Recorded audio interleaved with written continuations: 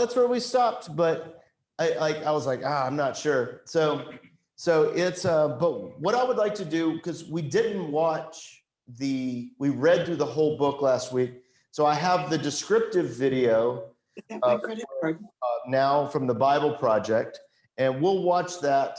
It could help us see like the big picture of First Peter. So clear what it is. It's garbage. Yeah, you should hear them.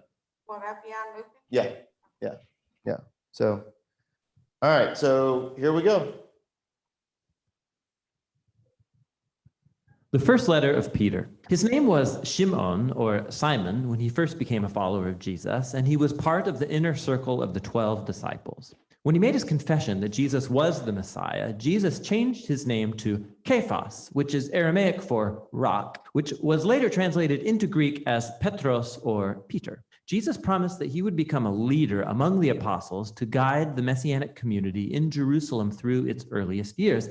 And that's what happened. Remember the early chapters of the book of Acts. Eventually, Peter was called to carry the good news of Jesus beyond the borders of Israel, however, and this letter was written decades into that mission in the wider Roman world. We discover at the conclusion of this letter that Peter is in Rome, which he calls Babylon, and we learned that while Peter commissioned the letter, it was actually composed by a man named Silvanus, who was a co-worker of Peter. This was a circular letter sent to multiple church communities in the Roman province of Asia Minor, which is in modern-day Turkey. And Peter learned that these mostly non-Jewish Christians were persecuted. They were facing hostility and harassment from their Greek and Roman neighbors. And so Peter wrote to encourage them in the midst of their suffering. And this helps explain the letter's design and its main themes. It opens with a greeting, and then it moves into a poetic song of praise to God, which introduces the key themes that are explored in the main body of the letter, where he first affirms the new family identity of these persecuted Christians, which will help them see their suffering as a way to bear witness to Jesus. And this has a way of focusing their future hopes on the return of Jesus. Let's dive in. You'll just see how all the pieces work together. So Peter opens by greeting these churches as the chosen people of God who are exiled around the world. Now, Peter makes clear throughout the letter that these Christians he's writing to are Gentiles. But here he describes them with phrases from the Old Testament that describe how God chose the people of Israel, the family of Abraham, who was himself an exile and wanderer. This is a key strategy that Peter repeats through the whole letter. He wants these suffering non-Jewish Christians to see that through Jesus, they now belong to the family of Abraham. And so they're wandering exiles just like him, misunderstood, they're mistreated, and they're looking for their true home in the promised land.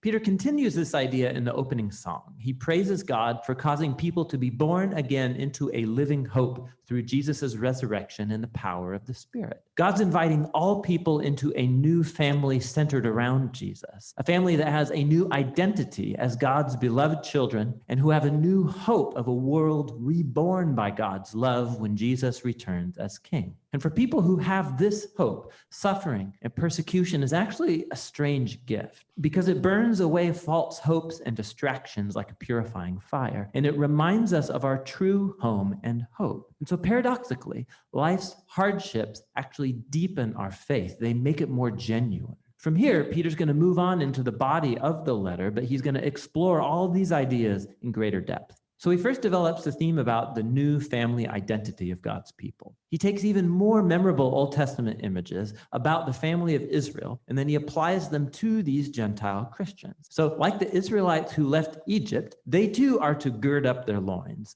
and leave behind their former way of life on the way to a new future. So they are the holy people of God now who are journeying through the wilderness. They are the people of the new Exodus who have been redeemed by the blood of Jesus, who's the ultimate Passover lamb. They are the people of the new covenant who have God's word buried deep inside them, restoring their hearts and renewing their minds. They are the new temple built on the foundation of Jesus himself, and they're the new kingdom of priests who are serving God as his representatives to the nations. Now, by applying all of these amazing images to these persecuted Gentile Christians, Peter is placing their suffering within a brand new story. And this leads into the next section. Their persecution can actually help bring to their mission in the world, to bear witness to God's mercy among the nations. So Peter first encourages them to submit to Roman rule, even if it's oppressive. Yes, he acknowledges their persecution, their suffering is unjust. But violent resistance solves nothing, not to mention that it betrays the teachings of Jesus, who loved his enemies instead of killing them. Peter then specifically highlights the very difficult situation that Christian slaves and wives faced when they lived in Roman households where the patriarch did not follow Jesus. The problem was that it was expected that everyone in the household would submit to and worship the patriarch's gods. And so Peter's aware that giving allegiance to Jesus will generate suspicion. So Peter says it's true. All Christians, including Roman wives and slaves, have been fully liberated by Jesus. But they are to demonstrate that freedom, not through rebellion, but by resisting evil the same way Jesus did, through showing love and generosity to your enemies. And in homes where the husband is also a Christian, it's a different story. They are to treat their wives totally different from their Roman neighbors, regarding them as equals before God who are worthy of honor and respect. And Peter's hopeful that this imitation of Jesus' love and upside-down kingdom will give power to their words as they bear witness to God's mercy and show people the beautiful truth about the way of Jesus. But Peter's also a realist. He knows that Christians will continue to be persecuted, and so he reminds them of their future vindication. He recalls how Jesus himself was unfairly persecuted and murdered by corrupt human powers, but in reality, he was dying for the sins of his enemies. And afterward, he was vindicated and given resurrection life by the Spirit. And now Jesus is exalted as king over all human and spiritual powers. Then Peter shows how baptism points to the vindication of Jesus' followers. So like Noah, they've been saved through the waters, not as a magic ritual, but as a sacred symbol that shows their change of heart, their desire to be joined to Jesus in his death and his resurrection. And so now, even if they are murdered for following Jesus, their hope is in future vindication and exaltation alongside their king.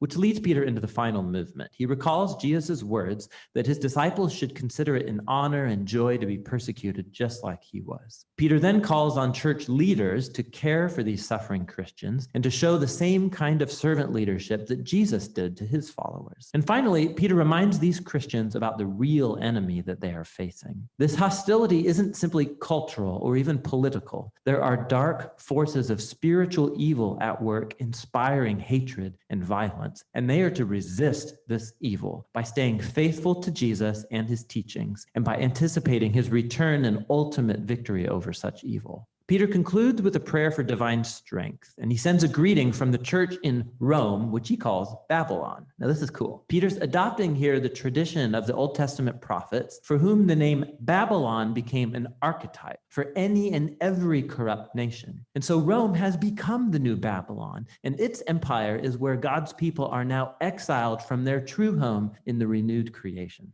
Peter's first letter is a powerful reminder of Christian hope in the midst of suffering. God's people have been a misunderstood minority from the very beginning, and they should expect to face hostility because they've chosen to live under the rule of a different king, Jesus. However, persecution can become a strange gift to the church because it offers a chance to show others the surprising generosity and love of Jesus, which is fueled by the hope of his return. And that's what 1 Peter is all about. Okay. All right. So I'm on here now. So that's if How do you get everybody back? what? Oh, I thought see, I could just hear myself talk. So if you want to see that again, you want to see just the printout of that, if you search 1 Peter Bible Project, all right. You want to watch that again if you want. I love those little videos because it helps us to see beyond our just what the little bit of scripture that we're looking at a time. It helps us to immerse ourselves in the totality of the book, the totality of the letter, so that we understand that there is, one part that leads to another. Because the biggest revelation that I had in seminary, I think, is that the Bible's, especially the books themselves and the letters, they're connected. And I realized that I was reading those books like, oh, well, we got this verse stands out to me. But there's a bunch going on, and it's all connected. And so that's why I preach that way a lot, because that's when the scriptures really started coming alive to me, when I started looking at, oh, well, this, he's creating a story, he's creating a narrative that's compelling for you to read. He's also taking stuff that you know from the past and bringing it out. And so that's kind of what he does this time. So last time we met together, wasn't last week, I had a last minute district meeting that kind of popped up, and I really needed to be at that one. So it was Are you having trouble hearing him? on the Zoom. All right. No, don't. Come on, guys, you're killing me. So, so I apologize for that. So last week we talked about Peter's introduction into this book and how it's talking about this idea of being refined by fire. That the sufferings that we go through is much like gold, but this thing that's even more precious than gold, that is refined by that kind of faith is kind of refined by the struggles that we face. And what we're going to end up seeing is that is kind of the idea that drives the entire book of Peter. And I was big on it last time we got together. It's important for us to remember who wrote the book. It was Peter, the very guy in the Gospels that is averse to all manner of suffering. He's like, God does not work through this. But now you can tell, because he's seen the resurrected Jesus, that he's seen all of that, and that he now is experiencing that resurrection, that he basically saying, it's fine, we'll be okay. That sufferings can even cause good things to happen to you. Notice he never says that sufferings aren't sufferings. That's important. Suffering is still suffering. Loss is still loss. But that it can refine us through here. And the way that you kind of see him doing is that it brings us into the life of Jesus. That it brings us into the life of Jesus, where we, to quote Paul, we face crucifixion like his, and we'll also face a resurrection like his too. And I think that's kind of Peter's idea that he's going through this whole book. So the Bible Project named the section we're in today called A New Family Identity. A New Family Identity. So we will get into that. So after he talks about all the sufferings and all that stuff and the glories for us all, he's now talking about a new identity. So 1 Peter chapter 1, verse 13. So I'll read here from this logical stuff.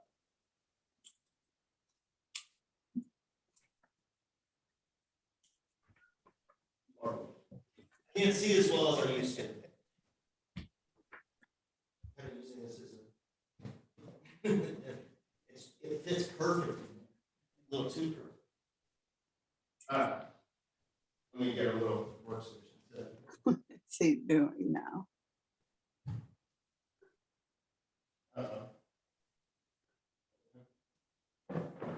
Okay, so, all right, let's just read through this whole section. We'll go back and talk through it.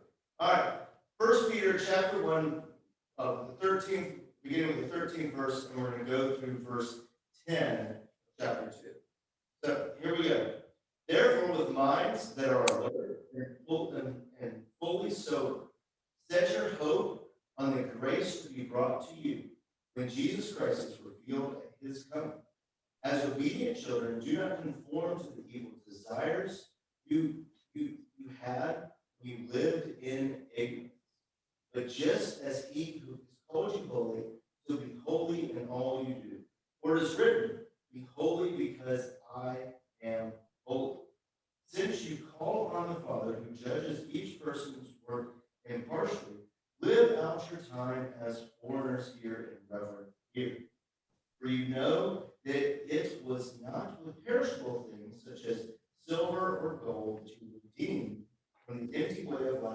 down to you from your ancestors. For with the precious blood of Christ the Lamb, without blemish or defect, he was chosen before the creation of the world, but was revealed in these last times for your sake. Through him you believed in him, who raised him from the dead and glorified him.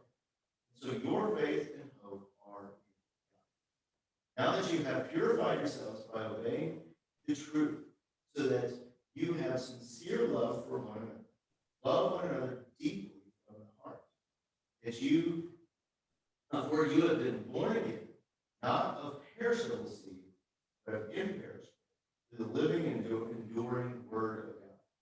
For all people are like grass, and all their glory is like the flowers of the field. Grass withers, flowers fall. The word of the Lord endures forever. And this is the word that we have preached to you. Therefore, rid yourselves of all malice, deceit, hypocrisy, envy, slander of every kind. Like newborn babies, crave pure spiritual milk, so that by it you may grow up in salvation. Now that you have tasted, the Lord is good. Let's actually stop there. There's a lot of stuff in that section. We'll go through the rest of the 10. Now, what are things that sound familiar? What are things, and did you have any did your different translation that you're reading with me, did they have anything that sounded different? There.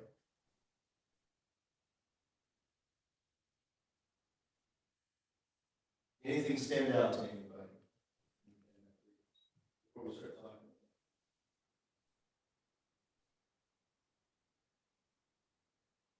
Verse 13. Yeah. You can see Peter's mindset change. They said, stir up your mind. He had it in his head that Christ was going to be the king there on earth right then and rule. Okay, yeah. I think that's where. So can you read all of 13 it in your says, Bible? You have King James, right? Yeah. Yeah. It says, wherefore, gird up your loins of your mind, be sober and hope to the end for the grace that is to be brought into you at the revelation of Jesus Christ. And I think it was revealed to Peter then. Yeah. And he had that whole new mindset. You Yeah. think of what he was thinking before, and when you read his book, what a difference. So yeah, it is. I mean, you can definitely see his evolution, right? Like you can see his resurrected self coming out now, right? Where he now is no longer, well, at least less now, putting his hope in the powers of the world. But it's in that. You can almost see that whole change. Yeah. Now glory. The King James has a superior translation right there. This is how the NIV puts it.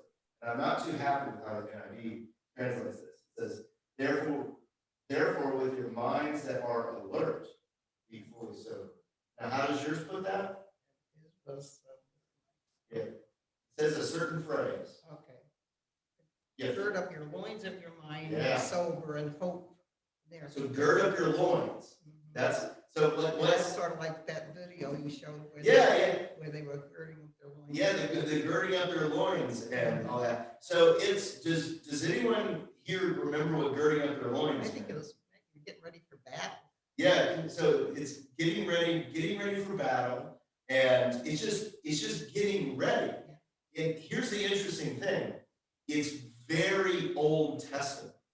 It's very Old Testament, and you see how Old Testament is. So let's they actually quote Exodus here. So if you want to keep your hand where we currently are, but Exodus chapter 12, verse 11 has some of this girding up their loins business. All of it. Exodus chapter 12.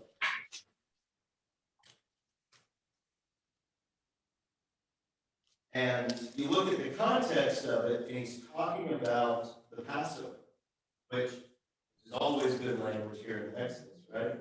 So I'm going to read 10 and 11 of Exodus chapter 12.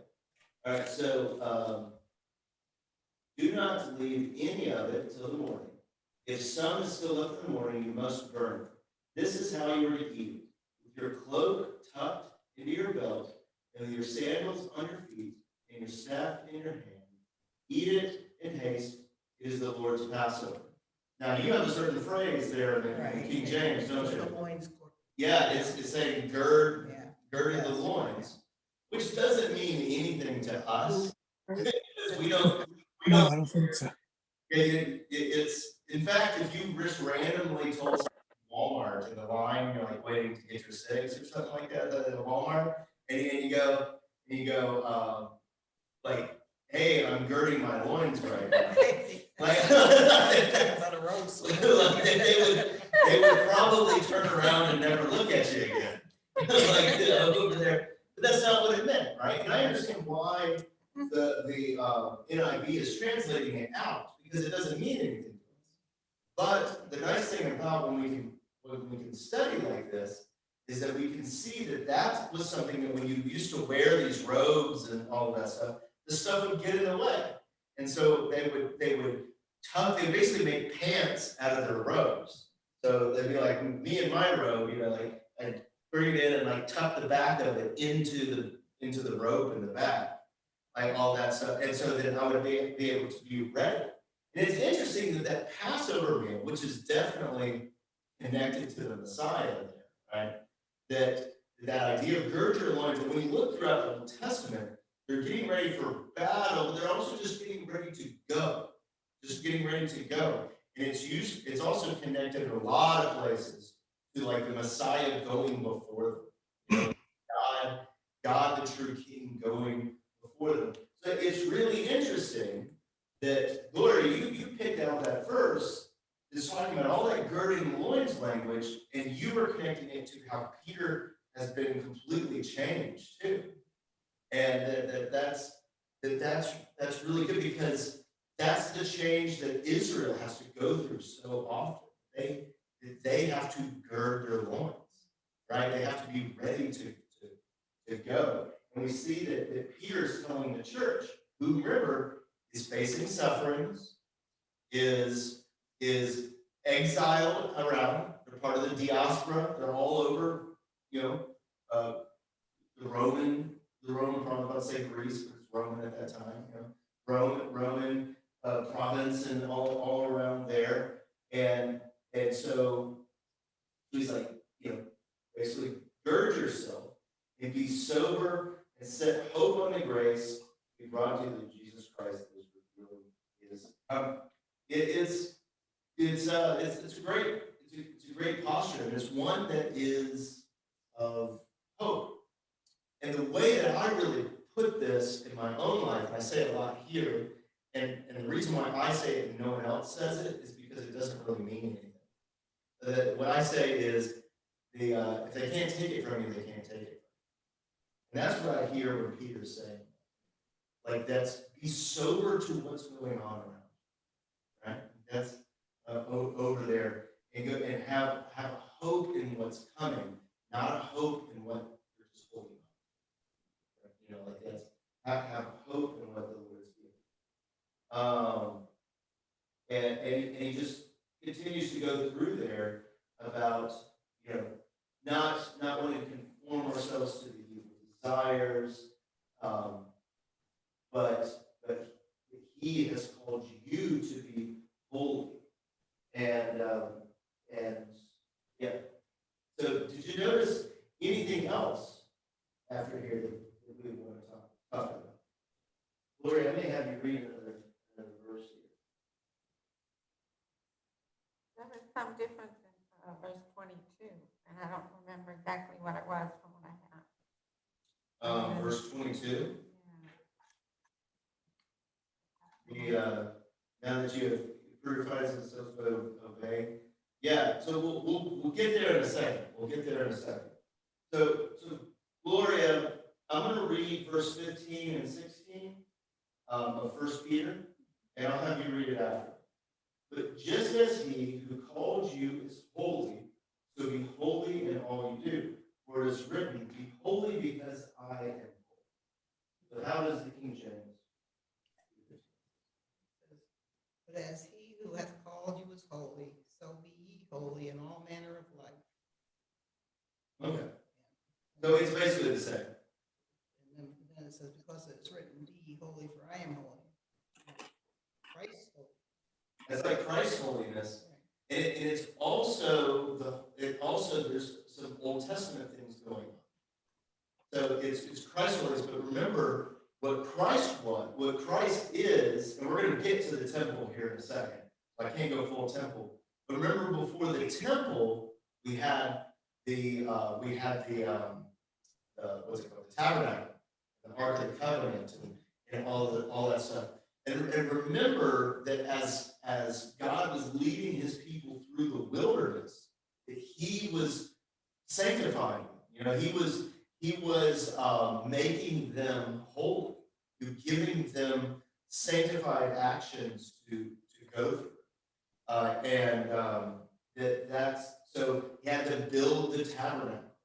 And that phrase, like be holy as I am holy, is kind of that old Levitical kind of statement of them walking through the wilderness and being God's people. So Peter's he's kind of pulling into that language and connecting it to Jesus for a lot of really specific reasons, right? Because he's Jewish. This is how he sees the Messiah, and he wants you to see the Messiah through his eyes too. So be holy just as I am holy. Let's see here.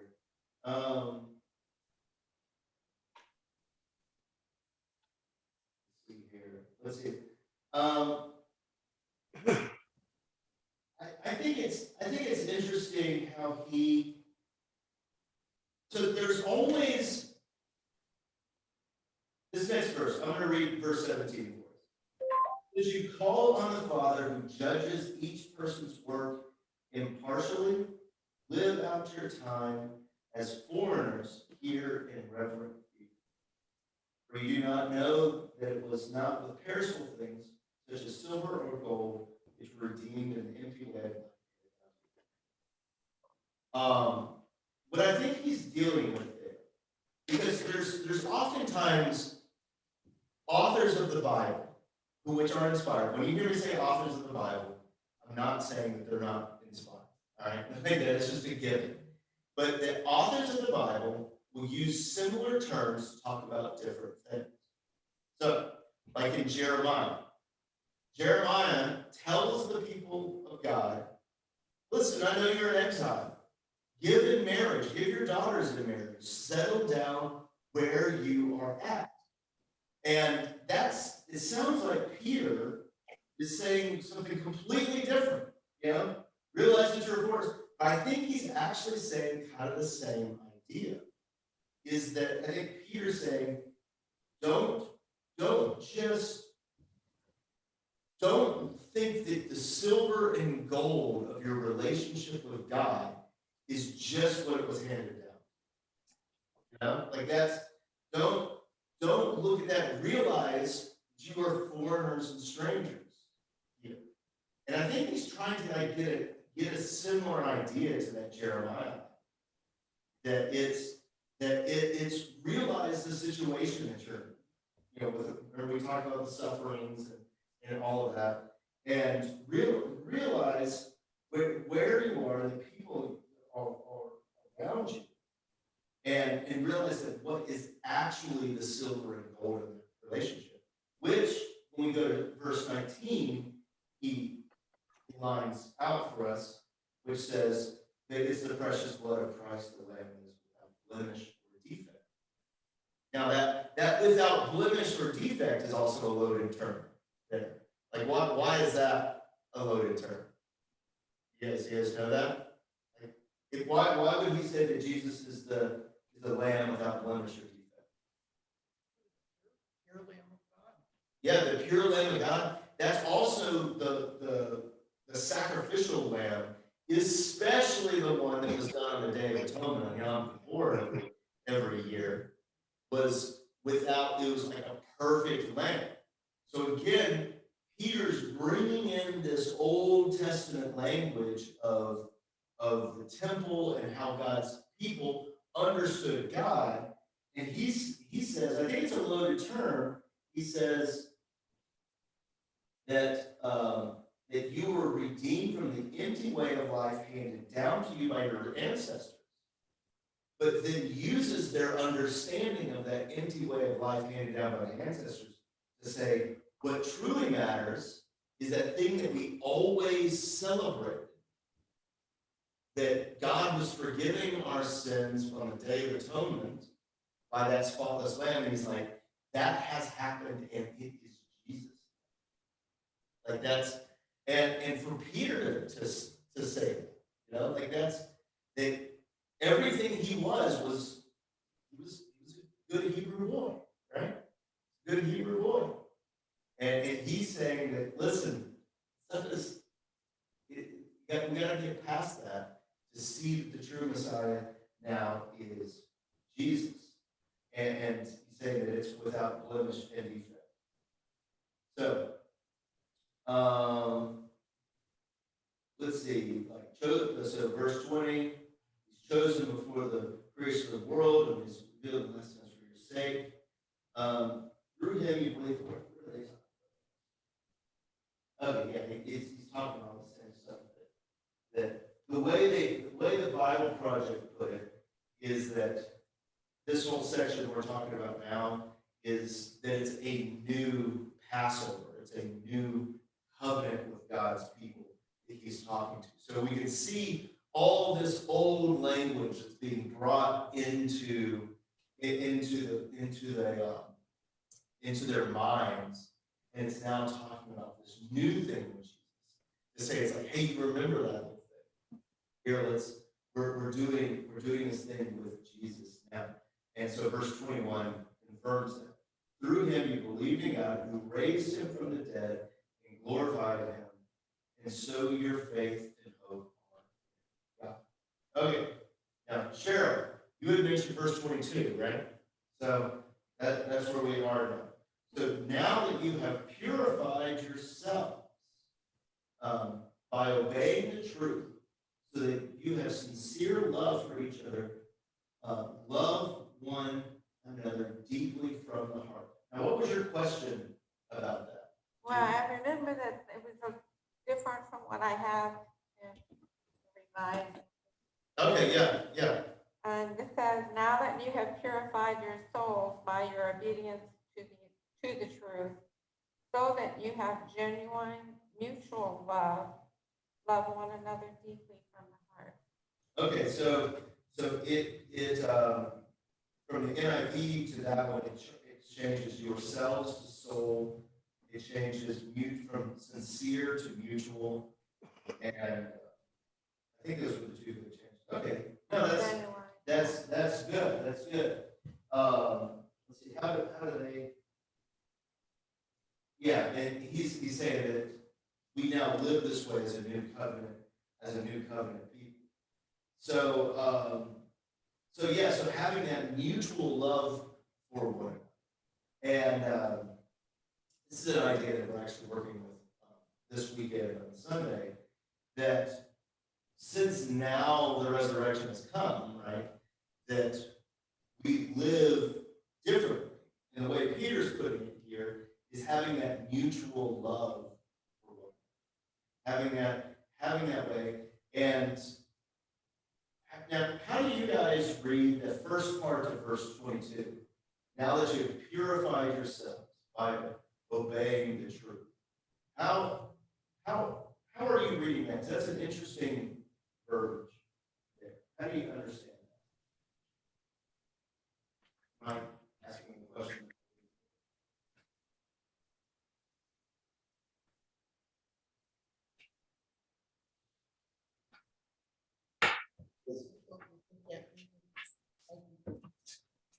Happened, and you've taken Jesus as your Savior. Yeah. From that point, Yeah, I think that's kind of why I asked it, What I get out. because I think if you just read that verse by itself, you'd be like, oh man, I gotta be better. You know, like I gotta purify myself. I can't just do, you know, like oh that's a, but like if we read it before and how he talks about purifying in the suffering sense, and he's connecting it to that Exodus account and Leviticus and how all that Old Testament stuff is coming out through it. You can see that purifying. He's like, now that you purified yourselves, I think that's just like hitching yourself up to Jesus. That in seeing that he now purifies you. So that's, and I think we can see that from the context there. So that we purified ourselves, and it uses soul. The reason why the NIV translates soul to yourselves is in the last 150 years, we've messed with the translation of soul. Soul in English means something different than how we used to use it. We still use it like if there's a giant like sinking or a plane crash or something like that, they'll describe it as how many souls were on board, you know, and all that stuff. But if I just said, what does soul mean to everyone here, most people would immediately go to some spiritual sense of yourself. And I think that's why the NIV translates soul out, because NIV is a newer translation, and they've realized like, oh, he's really talking about yourself rather than like the spiritualness for it. And the reason why that is we have a temptation in all of us to immediately over spiritualize everything, and a lot of the epistles, a lot of the letters in the New Testament are trying to go, hey, your body matters. Jesus rose up in bodily form, and so a lot of the concern of the newer translations is trying to not to realize that your body matters. You know, your body matters. It's not just a hyper spiritualization that over there and so that can sometimes happen by soul there. And so that's why they translated that way. I imagine. I don't know. I wasn't on that. When I had confirmation, I still remember from years back when we talked about the word soul. Yeah. And the Pastor Fisher was my pastor, and he said, you can look at soul as being your spiritual character. Okay, yeah. And I've always remembered that. There's a theologian that has a lot of good points, and he says everything is spiritual, and what he means by that is that sometimes we make a distinction between the spiritual things and the physical things, and he's like that distinction isn't necessarily there. Like the Spirit of God is working through the physical, you know, like that's a tangible thing that is there and all that. So I think that's kind of what, when you're growing up, that they're trying to give you by the language of the soul. That it's so that's kind of a classic sense. It's just our English word has changed over the years, and so like that's just what happens. You know, like that's just what happens in the English language. So all right, so purify your souls, purify you by obeying the truth and a mutual love for each other. Love one another deeply from the heart. You know, so that deepness. For you have been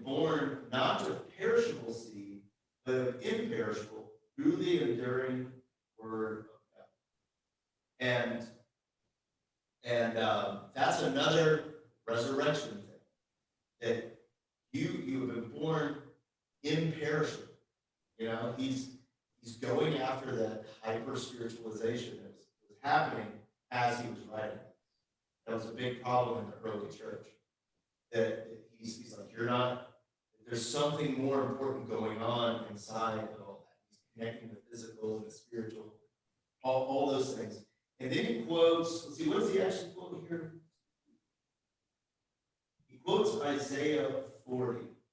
And he goes, all people are like grass, and all their glory is like the flowers of the field. That the grass withers and the flowers fall, but the word of the Lord endures forever. So, which is a great thing that when we feel like we're truly accomplishing, something, like all that stuff, that in the grand scheme of things, you just go away. This reminds me of how we deal with nuclear plants. So, do you guys know what the half-life is of nuclear waste? Do you guys know what that is or how long it is? So, nuclear waste is still radioactive, right? Very toxic to us. And half-life means how long it's still damaging to us, because it's slowly leaking radiation. Does anyone know off the top of their head how long of a time that is? Long time. 10,000 years. 10,000 years. Now, think about how long we have had good records. Like 3,000 years?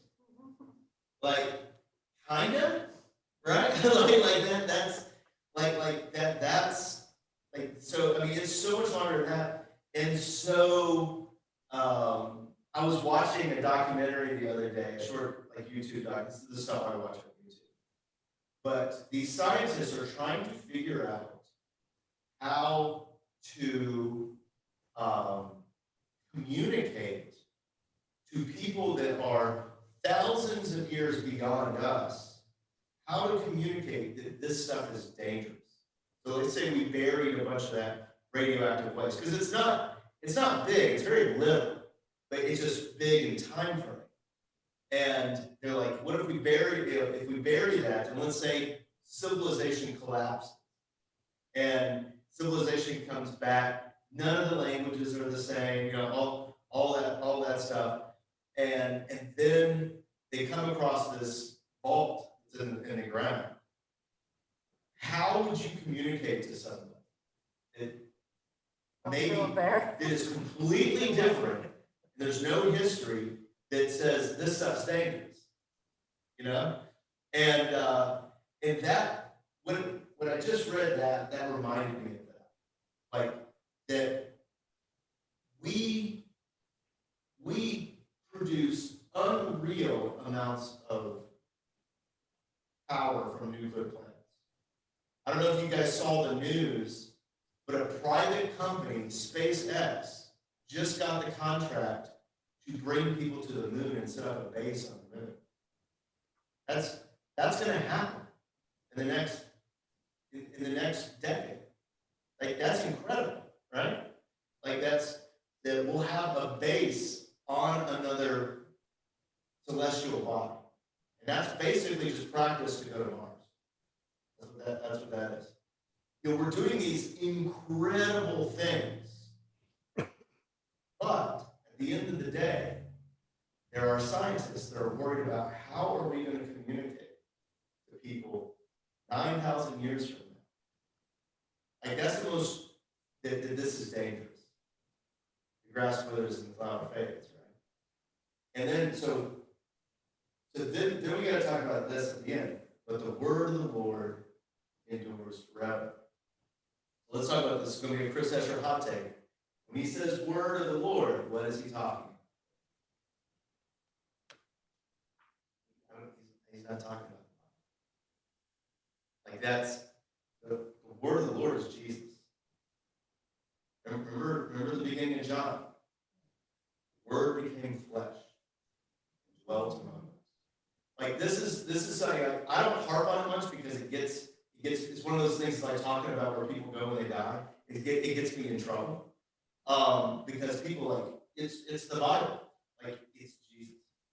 Like that's sometimes it gets used interchangeably, especially Paul kind of used it interchangeably. But usually word of the Lord means Jesus. So when you translate John, it's logos is word. So the logos of God. Now, logos doesn't mean word. It kind of does. It actually means voice. Okay? It means voice. And the reason why we say word is because it's become so part of our lexicon, and we've turned, because it's not wrong, it's just not right either. We've turned the voice of God into the Bible, which is right. Right? The voice of God, and Jesus is speaking that voice. That the voice of God became flesh and housed among us, living in the neighborhood, moved into the neighborhood. And so when he starts saying that, the voice of God endures forever. You know, suddenly that changes. And what's beautiful about that is that these pages here in this are like the flowers of the field, right? I mean, look at this. I've had this Bible. I bought this Bible since I've gotten it. Like and it's falling apart on the edge. This is not because I read it all the time. It's just because it gets abused. like that's as books come. Like it's falling apart all the time. I know that's a weird spirituality about falling apart Bibles and all that stuff. Don't put that on. But it's but we could lose all the words on these pages of every Bible that there is, but the voice of God is still endured, and that He would still reveal Himself and His ways and His creation to the creation. Like that's, and so that's like, so whenever I hear like the word of the Lord, that's kind of instantly where I go. It's like the revealed word. This is the revealed word of God. The word of God. Does that make sense?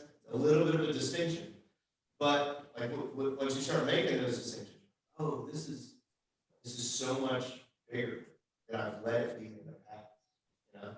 And so the word, the voice of God endures forever.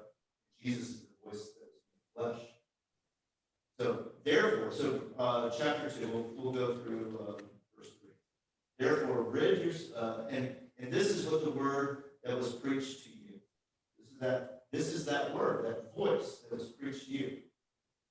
Therefore, rid yourselves of all malice, all deceit, hypocrisy, envy, slander, of every kind. Because what's he talking about there? All your old ways, pre-resurrection ways, pre-saving ways, pre-voice of God ways. Good, but be like newborn babies and crave spiritual milk. So he's going back to like Jesus. And Jesus teaches, right? About being like a little child, right? Be like newborn, crave spiritual milk, so that by it you may grow up in salvation, now that you have tasted that the Lord is good. So he's doing this, like, crave that spiritual milk so that you can, I think an implied thing there isn't so that you can just stay in there, right? So that you can continue to grow and because you have tasted the Lord is good. I don't know. So does anyone, we're basically done with time now, but does anyone have any questions or thoughts on any of this that we discussed? Anyone think I'm a heretic beyond anything they've seen in their life?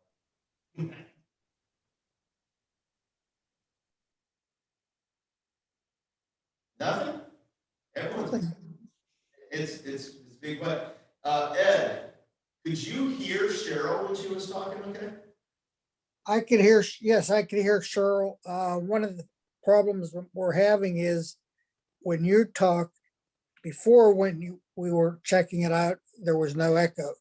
When you talk, you're echoing into the system. Am I?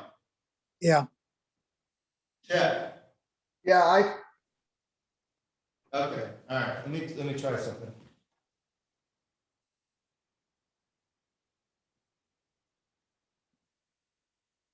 My problem is my voice is loud. It's not now, is it? no. It was when you were up in front. Check.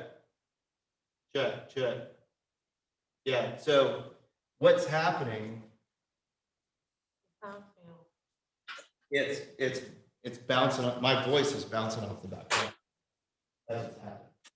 So, okay, all right, good. Was it super distracting? Uh, I have a hard time hearing sometimes too. Okay, Midge was having trouble with her hearing aids. okay, I could make out what you were saying. Wasn't too bad for me. okay, all right, that's good to know. Still learning, Okay. and all that good stuff, but, all right, cool. Is there a way to caption that? when you speak? I don't know. That might help. Yeah. Maybe, I'd have to look at it. Well, Let's next see time you here. can check it out. Yeah, I got to hire someone. Oh, you can do live. Yeah. So I'm trying to turn it on. Because it says clear caption right here. Yeah, but see, I gotta have a third party where I have to have someone type. You know? You can use do the second one, the bottom one. Yeah, That won't activate? so I have to hire another service to do it. Okay. Yeah. Or they can do the live transcribe and watch it that way when they're Yeah. on their phone. So I just gotta work on the feedback from it. Let me try something real quick with you guys while I'm here. Let me try something.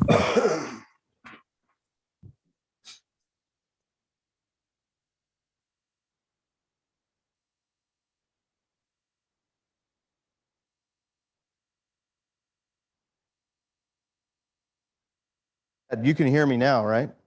Yes. I'm Now you're clear. I'm super clear. I wonder if my microphone wasn't on that whole time. So let me try. I'm thinking my microphone was off. Let's try this. All right. So how does it sound now? It's Check. got the echo now. All right. So the echo is back. Okay. So now there's no echo, right? Correct. No echo. All right. I'm gonna try something else.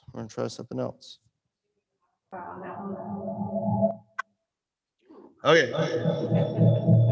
There's a big echo. Yeah, that's bad.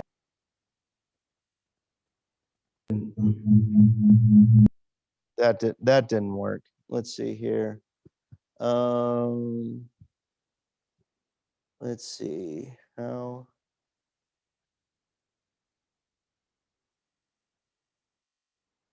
Yeah. All right. Well, I still got to work on it, but we're closer than we were. But well, here's a blessing as we go.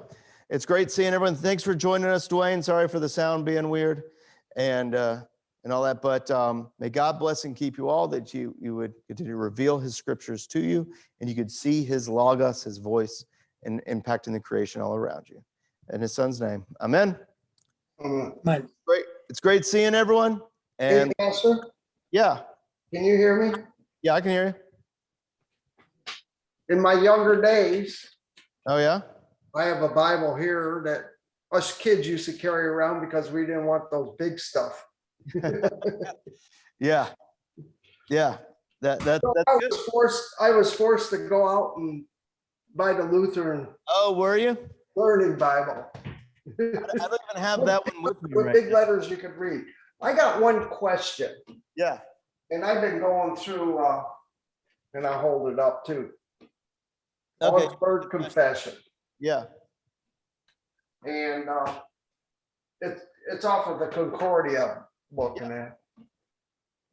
When the Catholics said that Peter was the rock of their church and became their first pope, Yeah. Petrus in Greek and that meant rock, but it didn't say anything about the rock of the pope or anything. So like, all right. So we're actually going to start talking about the rocks and stones and all that stuff next week, God willing. I'm not saying I'm not going to answer that right now, but that's actually what the next section of Peter is all about.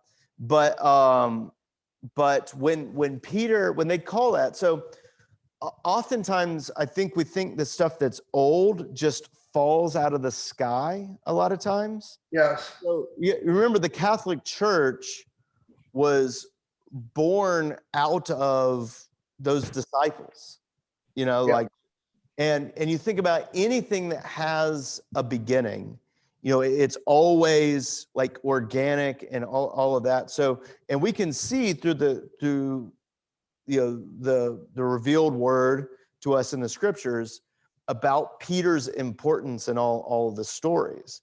And so, and Jesus said, like, Peter, you're the Petros, you're the rock and all of that stuff. So that church considers Peter to be that first pope, but it's definitely not the same sense of pope that we have for like Francis right now. That's an evolved position as the church gained more power. Really after Constantine, when the Roman church really was solidified in the power and prestige of Rome itself, did that sense of pope gain any real notoriety in society itself. I don't know if that makes any sense or not. Yep, that's what I've been reading in there. Yeah. So when in the Confessions, when the early church, so let me give. So he's reading the Confessions. I don't know if you guys are familiar with the Confessions of the Lutheran Church. It's basically, the Confessions is a bunch of stuff that Luther wrote. The large catechism, small catechism, there are small called articles, like all these things. And it's basically Luther's court documents when at the Diet of Worms and all that stuff, when he was having when the Catholic Church was trying to kill him, basically, and he was up for treason and all kinds of fun stuff like that. It's all his court documents. So the confession stuff, I can't remember the beginning, like the Augsburg Confession and all that stuff. That's all court documents from Luther and stuff. Yeah. And so we have that. Then you have all that. Then at the end of the book of Concord that you have there, the Confessions, is you have the formula of concord or the formula of community. After Luther died, all these kind of loose collective churches that were kind of following Luther went, oh crap, what do we believe now? We were just kind of like, Luther was kind of our guy. And they came together. Melanchthon is the guy who put it together. And they put articles together that said, this is how we should exist as a church. So that's what the formula is. So the formula is post-Luther, and everything else is kind of stuff that Luther wrote. For the most part. Okay.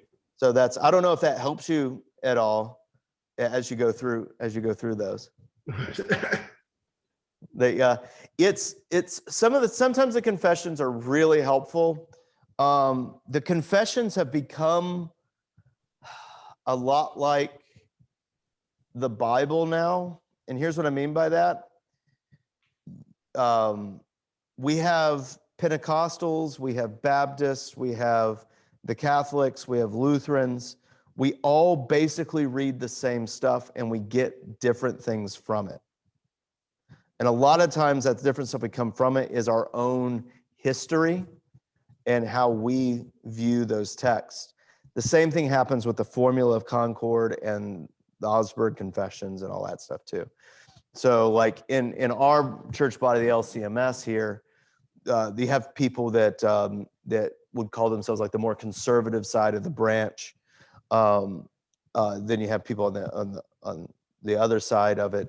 The conservative side will often pick and choose passages of that which they deem more important than the other side, and then other people. So I can read the Formula of Concord and I can point out the hypocrisy of the conservative side of them, but they could do the same thing to me. So it's one of those things, like it's a good document. It's a good document, but it was written in the late 1500s, early 1600s. Yeah, 1550 or something like that. Like the early 1500s, late 1600s. It feels like something that was mid Age of Enlightenment. And we're quickly leaving the Age of Enlightenment right now. So that's, but yeah, I don't know if that helps at all, Dwayne. But Okay. Yeah. And all that stuff. It's a good document. You just got to realize what it is. And Yeah. And sometimes it rambles on. well, yeah, and that's also Luther really at the end of the Age of Enlightenment, we really learned how Enlightenment people like to understand knowledge. So the way we do everything now is like you have your beginning argument, you make your argument, you have like these are what I see from the argument, so this is the way it needs to be. You know, this is kind of how we read everything and put everything together. Luther was writing at a time that was pre that. So Luther writes much more like the Hebrew people. It's much more of a circular reasoning. He's moving forward, but he keeps coming back and hitting arguments again as he's moving forward. So he's kind of as he's moving forward. So as you read the Augsburg Confession, it's like good grief. All he does is say the same thing over and over and over and over again. And he's advancing his point, but he keeps coming back to it. And also it helps like when you're realizing that you're reading court documents, like that's like, you know, like that's he's not writing this for the church. He's writing this for the courts. So yeah. So, but yeah, that's kind of how those documents work. Yeah. But I'm glad you're reading that though. Yeah. Well, I've read it a couple times, and like you said, it just babbles on and on. And the last part really goes on quite a bit. Yeah. On the church authority, that was the one that really just babbled on and on. Oh, on church authority? Yeah. Yeah, I haven't read that stuff in a while. I have not, like, it's just like, I don't know, like, I just haven't been into it. So, but that's cool. Okay.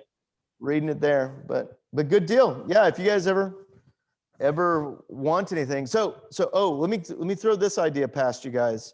I was thinking about what we were going to do during the summer, because this will probably be through this kind of like maybe into June. And I was kind of thinking of maybe doing like a summer book club thing, and reading kind of a theological interesting book rather than just straight scripture through the summer. I was thinking about C.S. Lewis's the one on hell and heaven, the Great Divorce, the Great Divorce. It's kind of a fascinating book. Yeah, I think it would also help me. I really want to do a sermon series on it, but I need to read it, and it might force me to read it, and all that stuff. Would anyone have an issue with doing that? So we'd have like a chapter, and we'd discuss the chapter type of thing, and you read it, you know, like kind of a thing.